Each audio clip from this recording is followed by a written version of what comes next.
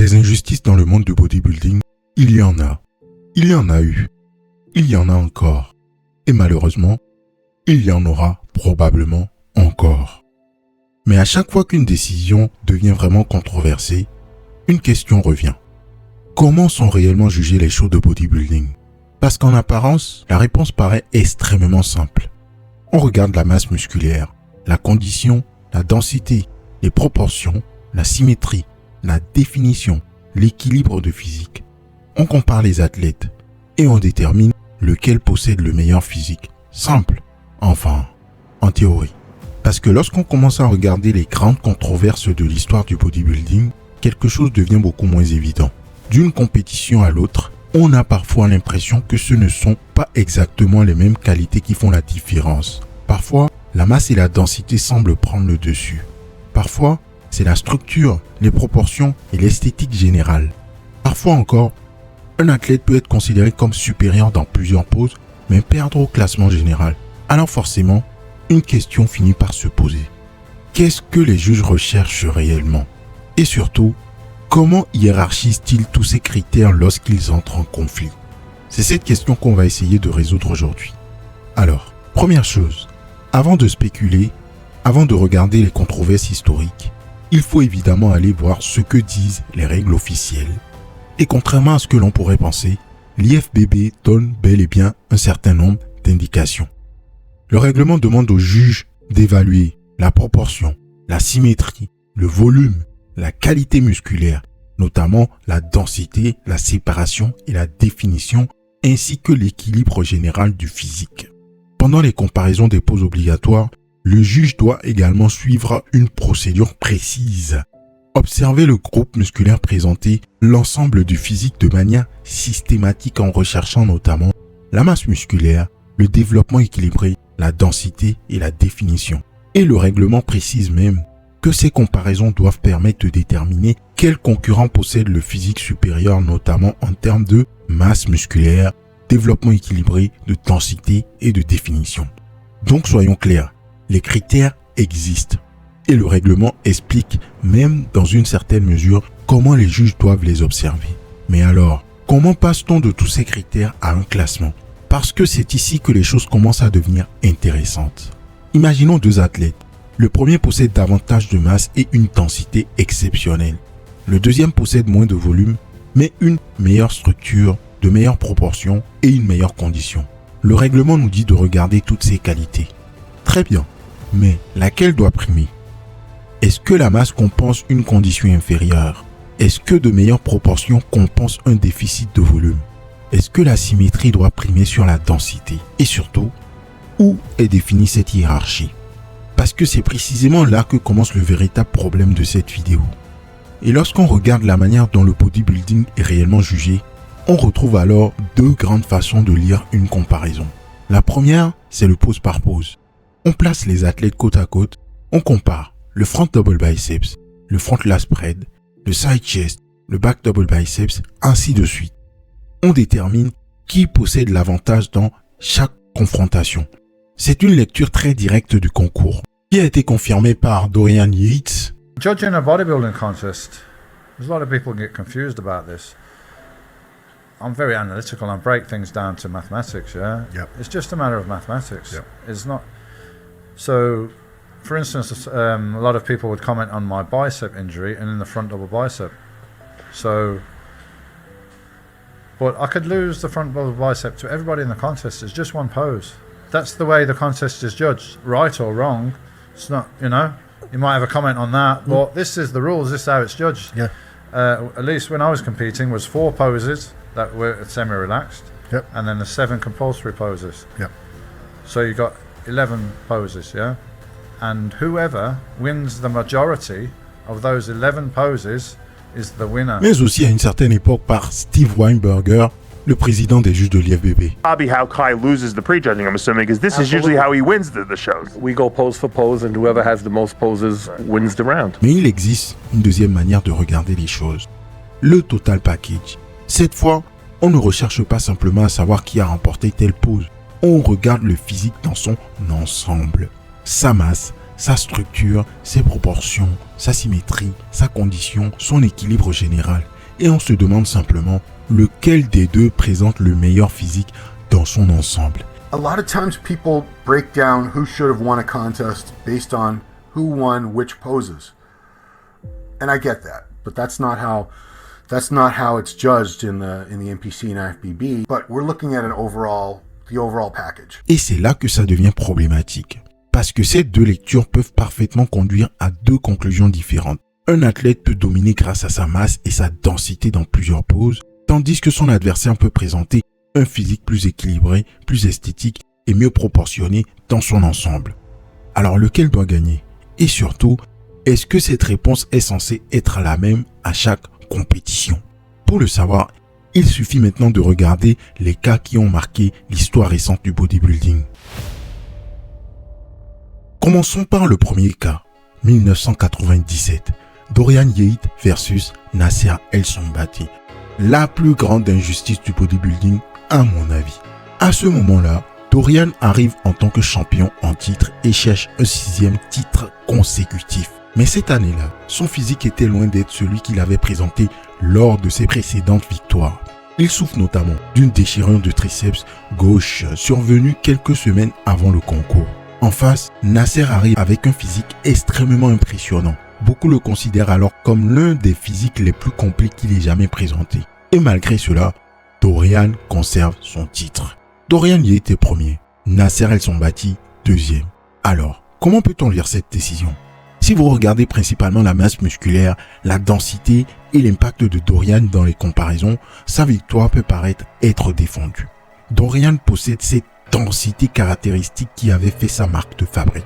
Il possède une épaisseur et une maturité musculaire extraordinaires. Et si l'on considère que ces qualités doivent avoir un poids particulièrement important dans le classement, alors Dorian a de très sérieux arguments. Mais si vous prenez davantage de recul et que vous regardez le physique dans son ensemble, Nasser présente également des arguments considérables. Sa structure, ses proportions, son volume musculaire réparti sur l'ensemble du physique, son esthétique générale. Et c'est précisément là que le débat commence. Qu'est-ce qui doit primer? La densité, la masse, la domination dans certaines comparaisons ou le physique au global?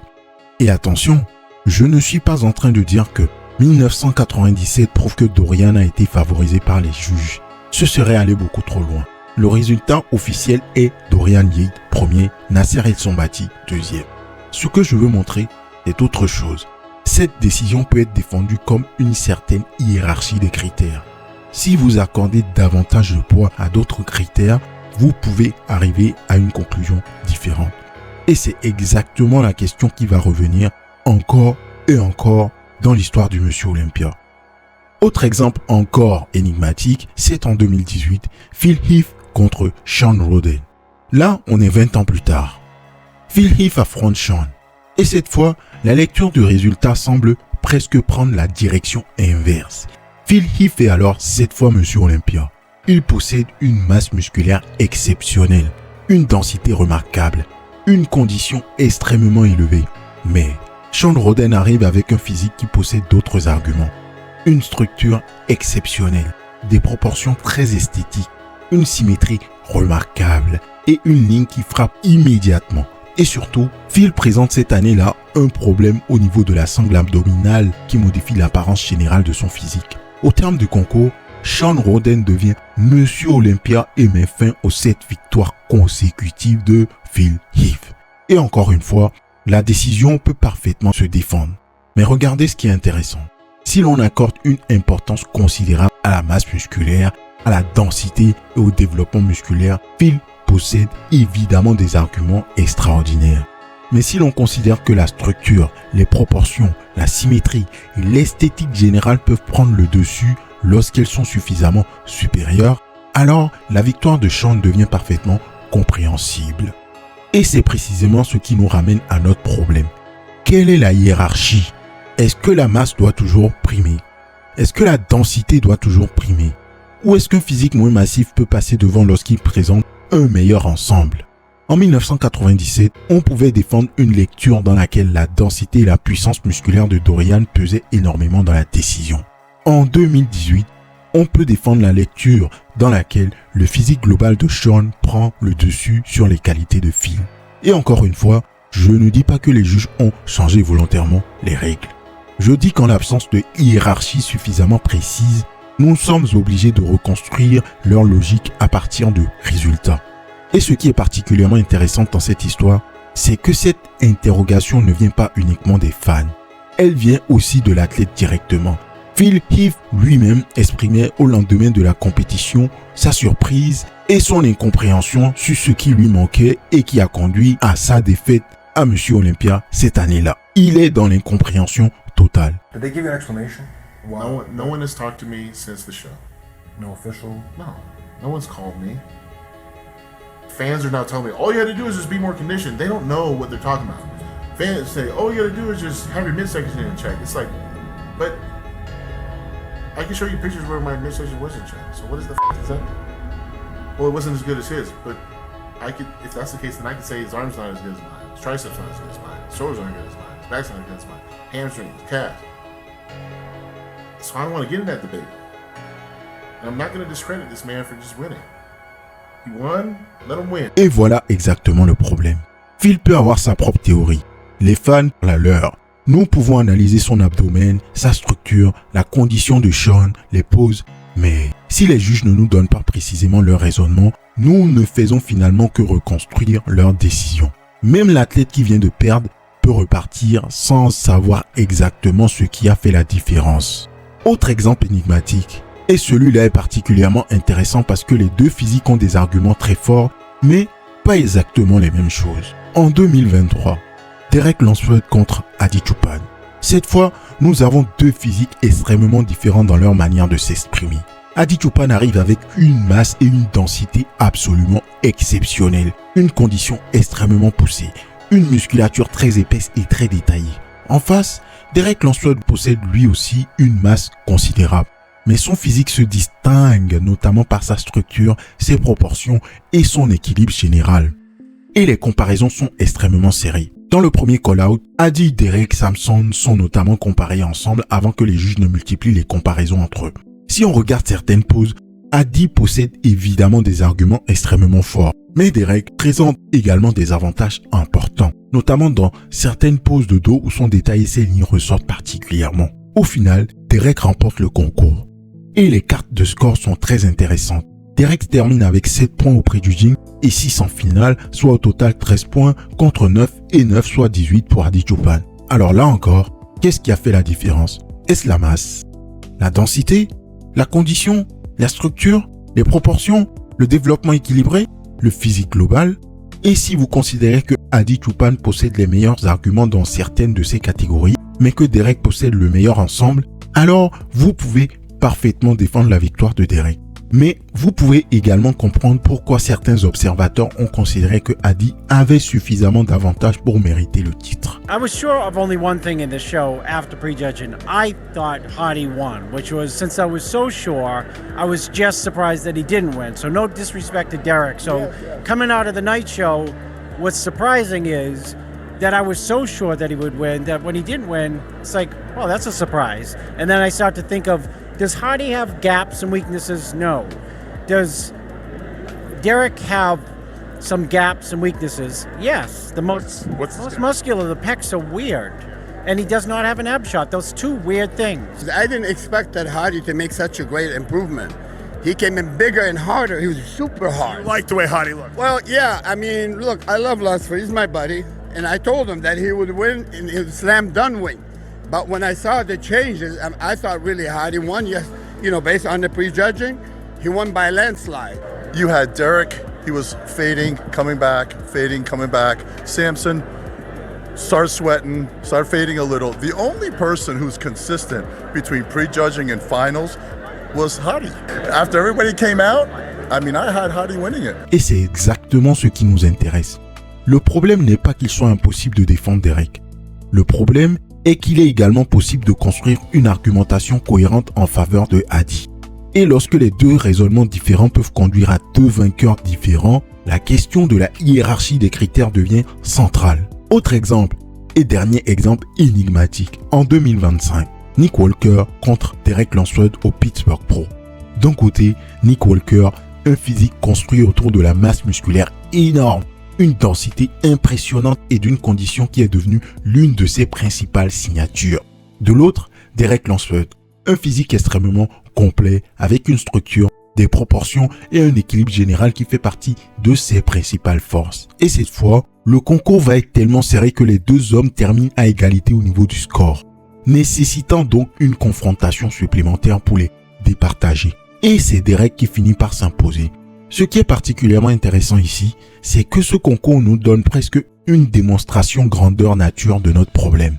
Parce que vous pouvez regarder Nick et dire la masse, la densité, la condition et l'impact musculaire sont impressionnants. Et vous pouvez regarder Derek et répondre la structure, les proportions, l'équilibre général et le physique global sont très très bonnes. Alors lequel des deux doit passer devant? Et surtout, quelle qualité doit avoir le plus de poids lorsqu'on considère que ces qualités entrent en conflit? C'est précisément ce que le public essaye de déterminer après chaque concours. On regarde les poses, on regarde les physiques, on regarde les scores, on écoute les analyses et chacun essaye de reconstruire la logique qui a permis aux juges d'arriver à leur décision. Et si on prend maintenant ces 4 exemples ensemble, on commence à voir apparaître le véritable problème.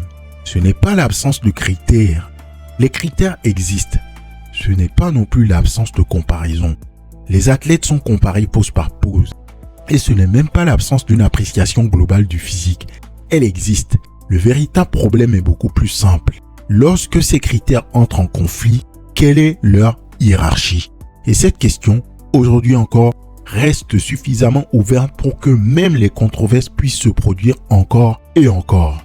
Finalement, après avoir regardé tous ces exemples, je pense qu'il faut revenir à la question de départ. Est-ce que les critères de jugement du bodybuilding sont mauvais? Non. Est-ce que les juges ne savent pas ce qu'ils regardent? Évidemment que non. Est-ce qu'une décision controversée signifie nécessairement que les juges se sont trompés? Pas davantage. Le problème est ailleurs. Le problème, c'est la transparence du processus. Aujourd'hui, on sait globalement ce que les juges doivent observer. On sait qu'ils doivent comparer les physiques. On sait qu'ils doivent examiner la masse musculaire, la densité, la définition, l'équilibre du développement, les proportions, la symétrie et l'ensemble du physique. Mais lorsqu'un athlète est supérieur dans certaines qualités et son adversaire dans d'autres, qu'est-ce qui doit primer?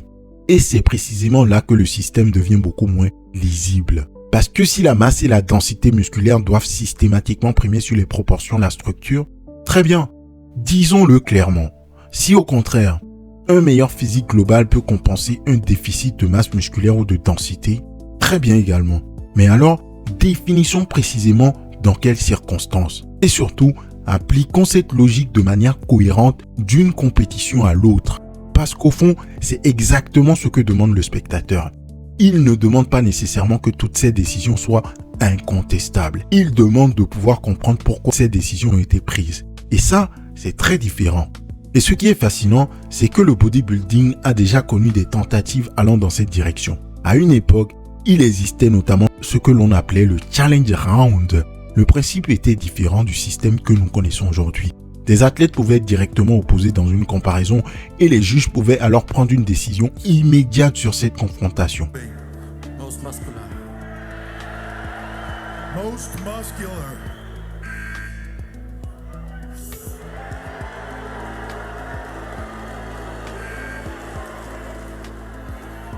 Marcus or Gustavo? Our judges see it this way. Marcus.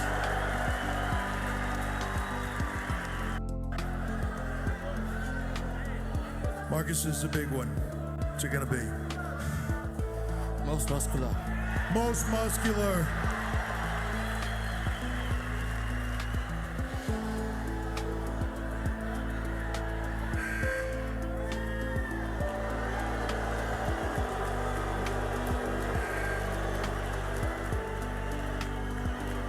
Does Ronnie get beat? The judges say Ronnie wins. Ce n'est évidemment pas une solution parfaite, mais il y avait quelque chose d'intéressant dans ce système. La décision devenait beaucoup plus lisible pour le public. 2 athlètes, une comparaison, une décision. On pouvait au moins voir concrètement ce qui était en train d'être départagé. Et personnellement, Je trouve dommage que cette volonté de rendre le jugement plus compréhensible n'ait pas davantage évolué. Parce qu'aujourd'hui, avec les moyens dont dispose l'organisation de Monsieur Olympia, on pourrait évidemment aller beaucoup plus loin. On pourrait par exemple avoir une grille de critères beaucoup plus clairement définie, pas nécessairement avec des pourcentages rigides, mais au minimum une hiérarchie claire. Qu'est-ce qui prime lorsqu'un athlète possède davantage de masse musculaire mais moins de conditions? Dans quelle mesure les proportions peuvent-elles compenser un déficit de masse musculaire? Quelle importance doit être accordée à la structure? Et lorsqu'il existe une différence majeure entre deux physiques, comment cette différence doit-elle être arbitrée? On pourrait également imaginer davantage de transparence après les concours. Pourquoi ne pas permettre aux juges, l'intégralité des juges, d'expliquer au moins de manière générale ce qui a fait la différence entre les deux premiers? Pas pour transformer le bodybuilding en une équation mathématique, pas pour supprimer toute subjectivité, mais simplement pour permettre au public et surtout aux athlètes eux-mêmes de comprendre la décision. Parce qu'un système subjectif peut parfaitement être transparent, la subjectivité n'est pas le problème. Le problème, c'est lorsque la manière dont cette subjectivité est exercée devient impossible à comprendre ou à suivre au fil des compétitions. Et finalement, je pense que c'est ça qu'il faut retenir. Le bodybuilding n'a pas nécessairement besoin de nouveaux critères. Il a besoin de critères plus clairement hiérarchisés. Parce qu'en l'état actuel, on peut avoir deux athlètes exceptionnels, chacun supérieur dans différents domaines, et ne pas savoir avec suffisamment de précision comment ces différences vont être arbitrées. Et tant que cette hiérarchie ne sera pas clairement établie et appliquée de manière cohérente à toutes les compétitions, les mêmes débats continueront. 1997, 2018, 2023, 2025 et demain, un autre concours encore, une autre décision, une autre controverse. Et toujours la même question. Qu'est-ce que les juges ont réellement privilégié? Et c'est précisément pour ça que je pense qu'on peut faire mieux. Pas pour rendre le bodybuilding parfaitement objectif, ça n'existera jamais. Mais pour rendre le jugement plus clair, plus cohérent et surtout plus transparent. Parce qu'au final, le problème n'est pas de savoir qui a gagné, c'est de comprendre pourquoi. Et pour terminer, je voudrais vous montrer quelque chose. Parce qu'il existe parfois un écart assez spectaculaire entre la décision rendue par les juges et la manière dont cette décision est ressentie par le public. Monsieur Olympia 2002, Gunther Schlier-Kampf réalise une performance qui marque les esprits. Lorsqu'arrive l'annonce de sa 5e place, la réaction du public est immédiate, des huées, puis une véritable standing innovation pour Gunther. Pourquoi? Parce qu'une partie très importante du public considère, alors que sa performance méritait davantage qu'une 5e place et qu'il aurait au minimum sa place dans le top 3. Attention, la réaction du public ne prouve évidemment pas que les juges ont eu tort, mais elle illustre parfaitement le problème dont je parle depuis le début. Les juges ont rendu un verdict, le public, lui, en a immédiatement rendu un autre. Et lorsqu'il n'existe pas d'éléments permettant de comprendre précisément ce qui a fait la différence, le débat reste entier. The 5th place award, then present them to Gunther Schlier-Kampf. Here we go.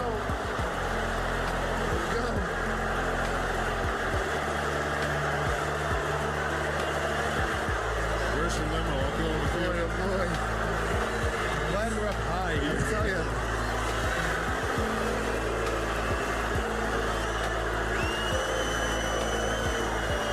Just a rain of boos. God, look at the professionalism of the guy. What a guy, right? The guy's such a professional. Top 5. Standing ovation. Look at the audience. Look at that. Unbelievable. Every person here on their feet for Gunther Schlier. He might as well have won this show tonight. He just did. Yeah. In his mind, he just did. Incredible. The talk of the sport right now. Oh, for sure. I have not seen love from a crowd like this in years. Listen to him. He should run for office after this. Oh, he's going to speak. Hey guys, just want to let you know, you made my day. That means more to me than the placing. Thank you very much. What a class act. Wow. He's a real gentleman. True pro.